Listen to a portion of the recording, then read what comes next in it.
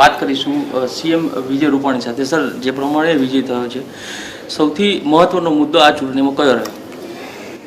હું માનું છું ચૂંટણીમાં સ્પષ્ટ મુદ્દો રહ્યો કે ગુજરાતનો વિકાસ કોણ કરશે? સરકાર તો છે જ ભાજપની.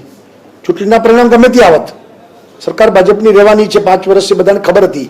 ત્યારે શાસક પક્ષનો ધારાસભ્ય વધુ વિકાસના કામ કરી શકે, સાથે સાથે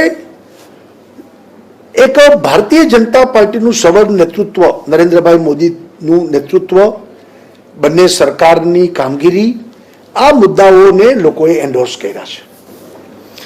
પરેશ ધાનાણી સતત ટ્વીટ કરતા હતા. ગદ્દારોનો મુદ્દો તેમણે ઉછાળ્યો હતો. પ્રેસ કોન્ફરન્સમાં પણ CR પાટીલે કીધું ટ્વીટી જમાત. કઈ રીતે આ મુદ્દાને જોઈ રહ્યા છે? આપ માનો છો ગદ્દારોવાળો મુદ્દો ના ચાલ્યો? એ તો જનતાએ ફેંકી દીધો. આટલી ભારે બહુમતીથી જીત, ખાલી જીત નહીં, ભારે બહુમતીથી જીત, એ જ દેખાડે છે કે આવા બધા મુદ્દાઓને લોકોએ ફેંકી દીધા છે.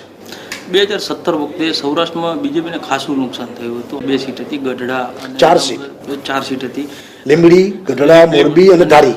આ 4 સીટ હતી. સૌથી ટફ સીટ મોરબી અને ગઢડા માનવામાં આવતી હતી. તેમાં પણ સરળ વિજય થયો છે. સૌરાષ્ટ્રમાં બીજેપી ફ્રન્ટ ફૂટ ઉપર આવી એવું માનો?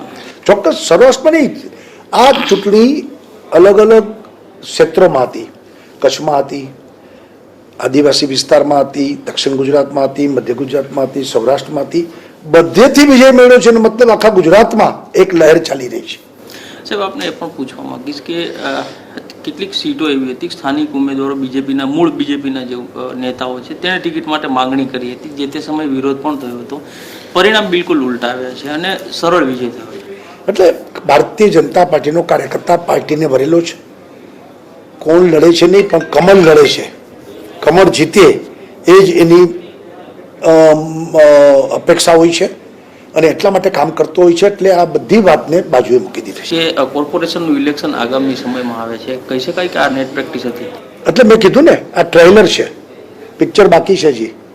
અને આ ટ્રેલર જ દેખાડે છે કે આવનારા દિવસોમાં આ હવા, આ લહેર, એ અમે જિલ્લા પંચાયત, કોર્પોરેશનમાં પણ ભવ્ય વિજય હાંસલ કરીશું. 2022ની વિધાનસભામાં પણ હાંસલ કરીશું.